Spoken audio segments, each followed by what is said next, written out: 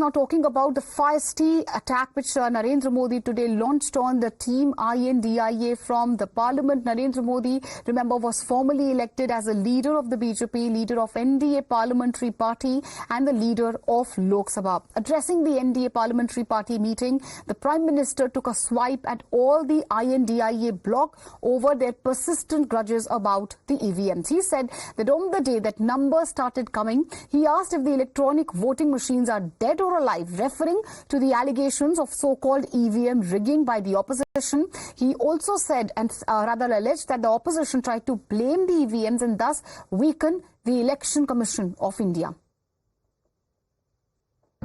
मुझे ये बताओ कि ईवीएम जिंदा है कि मर गया? क्योंकि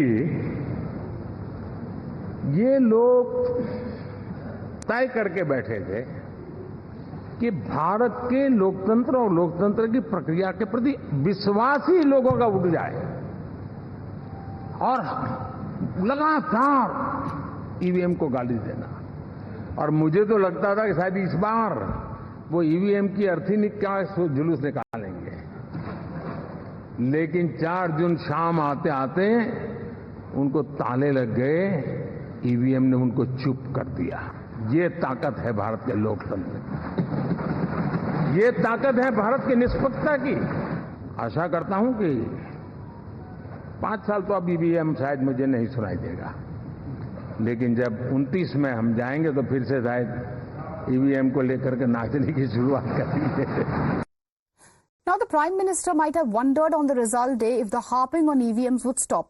It, in fact, continued even after the India bloc exceeded all the expectations on the Lok Sabha seat tally. Listen into these reactions that came a day after the counting.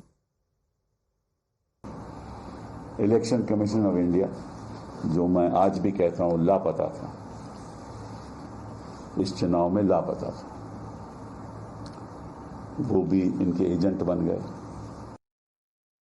तो ये machine से भी धांधलेबाजी हुई, वो तो आपको अभी पता चलेगा इलेक्शन कमिश्नर साहब, कुछ दिनों में आपको पता चलेगा क्या क्या हुआ, खासतौर में बिहार में क्या हुआ।